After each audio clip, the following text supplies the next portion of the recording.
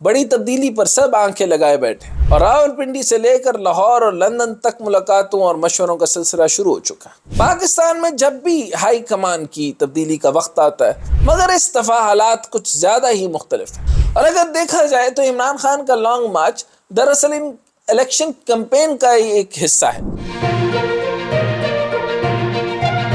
السلام علیکم، میں ہوں ڈاکٹر حسنین جاوید اور آپ دیکھ رہے ہیں میرا ڈیجیٹل چینل۔ نومبر کا مہینہ بڑی تبدیلیوں کا اور ہیپننگز کا مہینہ قرار دیا جا رہا تھا۔ عام واقعات تو پیش آ چکے ہیں، بڑی تبدیلی پر سب آنکھیں لگائے بیٹھے اور راولپنڈی سے لے کر لاہور اور لندن تک ملاقاتوں اور مشوروں کا سلسلہ شروع ہو چکا ہے۔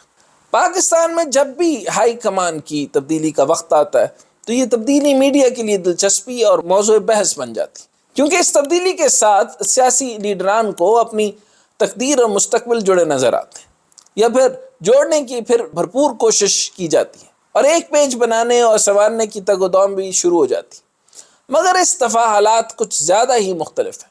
ملک میں ایک منتخب وزیر اعظم کو عدم اعتماد کی ووٹ سے گھر بھیجنے کے بعد اقتدار پر پی ڈی ایم کے اتحاد بٹھا دیا، جسے عدم اعتماد سے نکالا گیا۔ اب وہ سڑکوں پر حقیقی آزادی مارچ کو ورچولی لیڈ کر رہا ہے، کیونکہ حملے کے بعد زخمی ہونے کی وجہ سے کنٹینر پر موجود نہیں، اور اب وہ زمان پاک سے ویڈیو سکرین کے ذریعے عوام کا جوش گرمائے گا اور مارچ اسلام آباد پہنچے گا۔ دوسری طرف وزیر اعظم شہباز شریف جو موسمیاتی تبدیلی سے نمٹنے کی اور COP27 کانفرنس میں شرکت کرنے پہنچتے تھے، ملک میں ہونے والی تبدیلی کے پیش نظر شرم الشیخ سے پاکستان آنے کی ٹویٹ کر کے روانہ ایک پرائیویٹ طیارے پر لندن ہو گئے، کیونکہ نواز شریف ہائی کمان کی تبدیلی کو لے کر بہت پریشان ہے اور چھوٹے میاں صاحب کو مشاورت کے لیے لندن بلوا لیا۔ حد تو یہ ہے کہ چھوٹے میاں صاحب اپنے ساتھ جو وزیر و مشیروں کا جتھا لے کر گئے تھے ان میں سے کسی کو بھی لندن لے کر نہیں گئے۔ لیکن سوچنے کی بات یہ ہے کہ میاں نواز شریف نے اس سے پہلے بھی ہائی کمان کی تبدیلی سے اپنی قسمت اور مستقبل جوڑنے کی کئی بار کوششیں کی، مگر اکثر انہیں یہ کوشش راس نہیں آئی اور نہ ہی ان کی قسمت بدلی، اور ان کا مستقبل کبھی سعودی عرب تو کبھی لندن ٹھہرا۔ لیکن شاید میاں صاحب عادت سے مجبور ہیں۔ رہی بات شہباز شریف کی، تو ان کی نہ تو شاید بساط میں کچھ ہے اور نہ ہی بس میں۔ انہیں نہ اپوزیشن کچھ سمجھتی اور نہ ہی نواز شریف اس قابل سمجھتے ہیں کہ وہ خود سے کوئی فیصلہ کر سکے۔ یہی وجہ ہے کہ جب سے شہباز شریف وزیر اعظم بنے، یہ ان کا لندن کا تیسرا دورہ۔ اگر میاں نواز شریف کو امور حکومت خود چلانے کا اتنا ہی شوق ہے تو پاکستان تشریف لے آئیں۔ کیسز تو ان کے ویسے ہی نبٹ چکے ہیں، جاتی عمرہ بیٹھے اور حکم صادر فرمائیں۔ بیچارے شہباز شریف کو لندن کے چکر لگوا کر کیوں ان کی کمر کا درد بڑھواتے ہیں؟ موجودہ army chief general Qamar Javed Bajwa کی مدت ملازمت 29 نومبر کو ختم ہو رہی ہے۔ فوجی ترجمان پہلے ہی اعلان کر چکے ہیں کہ جنرل قمر جاوید باجوہ اپنی مدت ملازمت میں توسیع نہیں لیں گے۔ تاہم چند دن پہلے ایک صحافی نے جب عمران خان سے سوال کیا کہ موجودہ آرمی چیف کی توسیع دی جا رہی ہے، جواب میں سابق وزیر اعظم نے کہا کہ یہ $1 ارب کا سوال ہے۔ لیکن عمران خان نے اپنے موقف میں جو بڑی تبدیلی دکھائی وہ یہ تھی کہ وہ آرمی چیف کے انتخابات پر مشاورت کا مطالبہ کرتے آ رہے ہیں، مگر گزشتہ روز وہ اس مطالبے سے بھی دستبردار ہو گئے اور کہا کہ پی ڈی ایم حکومت جسے چاہے منتخب کر دے، انہیں کوئی اعتراض نہیں۔ رپورٹ کے مطابق عمران خان نے کہا کہ میں نے ہمیشہ یہ سوچا تھا کہ فوج ایک طاقتور اور منظم ادارہ ہے، اس لیے جب میں ملک میں قانون کی حکمرانی لانے کی کوشش کروں گا تو وہ ایک اہم کردار ادا کریں گے۔ اب جیسا کہ شہباز شریف لندن میں ہے اور وہاں نہ صرف ہائی کمان کی تعیناتی میں مشاورت زیر غور ہے، بلکہ عمران خان کا لانگ مارچ اور اس کے نتائج پر بھی غور کیا جا رہا ہے، کیونکہ اگر عمران خان کا لانگ مارچ لوگوں کی ایک بڑی تعداد کے ساتھ اسلام آباد پر دستک دیتا ہے تو پی ڈی ایم اتحاد کے لیے کاروبار حکومت جاری و ساری رکھنا آسان نہیں ہوگا۔ اور اگر دیکھا جائے تو عمران خان کا لانگ مارچ دراصل ان الیکشن کمپین کا ہی ایک حصہ ہے، یا پھر یوں کہیے کہ عمران خان اپنے الیکشن کمپین شروع کر چکے ہیں اور وہ اپنے بیانیے کو بھی وقت کے ساتھ ساتھ الیکشن موڈ کے حساب سے تبدیل کرتے جا رہے ہیں اور بہت سے سمارٹ ڈی پلے کر رہے ہیں۔ دوسری طرف پی ڈی ایم جماعت اقتدار کے مزے تو لوٹ رہی ہے، مگر ان کے پاس عوام کے پاس جانے کے لیے نہ تو کوئی بیانیہ ہے اور نہ ہی پرفارمنس۔ تو لندن میں نواز شریف اب یہ فیصلہ بھی کیا جا رہا ہوگا کہ نواز شریف کو کب پاکستان میں لانچ کیا جائے اور کس بیانیے کے ساتھ میدان میں اتارا جائے، کیونکہ عمران خان سیاسی میدان میں پی ڈی ایم کے لیے بہت تگڑا حریف ثابت ہو رہا ہے، اور ضمنی انتخابات میں کپتان کی کارکردگی نواز شریف ابھی تک نہیں بھولے اور اب تو عمران خان نے نواز شریف کو الیکشن کا چیلنج بھی دے دیا. تو اس حوالے سے نہ صرف آنے والا ہفتہ بہت اہم ہے بلکہ یہ پورا مہینہ ملک کی سیاست کی سمت متعین کرنے میں اہم کردار ادا کرے گا. جہاں تک میں نے سمت کی بات کی تو اس سمت کے ساتھ دیکھنا پڑے گا کہ ڈائریکشن کس طرح جا رہی ہے. وہ ڈائریکشن جو ہے وہ کچھ ڈاٹ کو کنیکٹ کرتی ہے، اور ان ڈاٹس کو اگر آپ کنیکٹ کرتے جائیں تو ایک تو یہ کہ جو وہ چاہتے تھے وہ ان کی اپنی مرضی تھی، اور اسی طریقے سے جس طرح سے بھی ان کی باتیں تھیں وہ اس طرح نہیں مانی گئی. ایک طرف یہ ہے کہ پرفارمنس بیس سسٹم آنا تھا. اس طرح یہ دیکھیں کہ عوام جو ہے ان کا پورا غول جو ہے، پورا کا پورا جو سارا سمندر تھا وہ خان صاحب کے ساتھ تو ہے.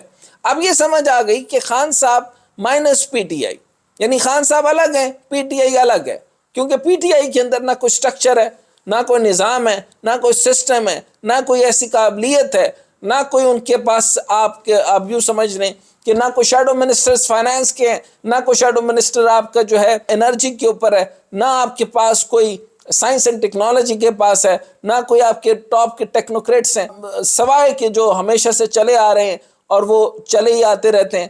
اس کے علاوہ جو ہے نئے ریکروٹ کے اندر آپ کے اوپر بیسٹ آف دا بیسٹ آپ کے پاس کیبنٹ نہیں ہے. یہ تو ہے اندرونی حالت آپ کے پی ٹی آئی کی. اور اگر آپ یہ دیکھ لیں کہ جو لوگ مدح سرائی بھی کرتے ہیں پی ٹی آئی کے اندرونی یا خان صاحب کو خوش کرنے کے لیے بھی، تو اگر ٹیکنیکلی دیکھا جائے تو ان کے پاس ویژنری لوگوں کی کمی ہے، بلکہ مکمل طور پہ ویژن ہے ہی نہیں. ٹوٹل رہی بات خان صاحب اور خان صاحب کے کرزما کی، تو آپ نے ڈیرہ غازی خان تک دیکھا. خان صاحب ٹوٹل سبجیکٹ ہیں پی ٹی آئی کا، ٹوٹل نظریہ ان کا کرزما ہے، اور ان کا ٹوٹل جو نظریہ ہے وہ کس جانب جانا ہے وہ ابھی تک تو نظر نہیں آیا. یعنی معاشی سمت ہو گئی، معاشی نظریات ہو گئے، معاشی معاملات ہو گئے، دنیا کے ساتھ کس طریقے سے چلنا ہے، ڈپلومیٹک فرنٹس کے اوپر کس طریقے سے جانا ہے، ڈپلومیٹکلی کہاں پر پہلے اپنے آپ کو بنایا جاتا ہے. ایک صلح حدیبیہ ہوتی ہے، اس میں کہا جاتا ہے کہ آقا کریم صلی اللہ علیہ وسلم نے پیچھے کی طرف قدم بڑھائے، حالانکہ وہ پیچھے کی قدم نہیں تھے، وہ مصلحت تھی. پیچھے کی طرف قدم بڑھا کر ایک بڑی قوت کے ساتھ واپس آنا، اور یہاں تک کہ ایک صحابی کو شہید بھی کیا جاتا ہے یا زخمی کے قریب کر دیا جاتا ہے، تو پھر بھی وہ معاہدہ نہیں توڑتے. اس کا مقصد صرف یہ تھا کہ آپ نے جب بڑی گیم اور بڑے معاملات کے اندر جانا ہوتا ہے تو آپ نے اس کے اندر ٹیم منظم کرنی ہوتی ہے. اس کے ساتھ ساتھ اگر آپ دیکھیں، کیونکہ ریاست مدینہ کی بات بہت ہوتی ہے، تو وہاں پر ایک کمپیٹنٹ ٹیم تیار کی جاتی ہے. اس کے اندر آپ کو سیدنا عمر رضی اللہ تعالیٰ ملتے ہیں، سیدنا علی کرم اللہ وجہ کریم ملتے ہیں، سیدنا ابو بکر صدیق رضی اللہ تعالیٰ ملتے ہیں، سیدنا عثمان غنی رضی اللہ تعالیٰ ملتے ہیں، اور اس کے علاوہ نئی سالار ملتے ہیں. آپ کو خالد بن ولید کی ایسی ریکروٹمنٹ دیکھتے ہیں کہ وہی ایک جنگ کے اندر جو حضور کے دندان شہید کرتے ہیں. اور کبھی آپ یہ سوچ سکتے ہیں کہ کوئی اگر آپ کے خدا نخواستہ دانت توڑ دے تو آپ اس کو خود اپنے ساتھ اپنا سب سے ہراول دستے کے اندر رکھیں گے؟ ایسا صرف اور صرف رسول کریم صلی اللہ علیہ وسلم کر سکتے تھے، اور انہوں نے کیا. انہوں نے خالد بن ولید کو اپنا خاص ترین سپہ سالار بنایا. اور ایسی بے شمار ایسی مثالیں کہ ریکروٹمنٹ میں سیدنا عمر فاروق رضی اللہ تعالیٰ جو تلوار لے کر ان کی گردن پہ پہنچے، تو انہی کے لیے جب دعا کی کہ دونوں عمروں میں سے، یعنی ایک ابو جہل عمر تھے اور ایک عمر بن خطاب رضی اللہ تعالیٰ تھے، تو دونوں عمروں میں سے کوئی ایک عمر دے. تو کوئی ایک عمر ملا تو اسلام کے اندر جان پڑی. کوئی عقل و دانش تھی، کہیں فراست تھی، کہیں معیشت تھی، کہیں آرٹ تھا، کہیں کلچر تھا، کہیں نظام تھا، کہیں کچھ تھا. تو ٹیم ڈیولپمنٹ کے بغیر لیڈر کچھ نہیں ہوا کرتا. سو بہرحال اب پوائنٹ یہ ہے کہ شاہ محمود قریشی کے حالات آپ نے دیکھ لیے، ڈیرہ غازی خان سے آگے نہیں چلا، اور یہ ڈائنگ مارچ ہے وہ اس کی صورت اختیار کر گیا. یعنی اگر خان صاحب کا کرزما ان کو کھینچ کے نہیں لاتا، لیکن خان صاحب کا کرزما ایک ایسے اگر نظریہ ہوتا تو لیڈر مائنس بھی ہوتا تو لوگ آ جاتے. لیکن خان صاحب کا کرزما ایک ایسی مووی کی طرح ہے جس کو صرف اور صرف جیسے ہی فلم ختم ہوئی سب لوگ چلے گئے. یعنی فلم رہے گی اسکرین کے اوپر تو کام چلے گا. نظریہ ایسا نہیں ہوا کرتا. نظریہ مضبوط ہو تو لیڈر چلا بھی جائے تو نظریہ چلتا رہتا ہے. تو اس کے اندر اس کے اوپر خان صاحب کے پاس ابھی ٹائم ہے.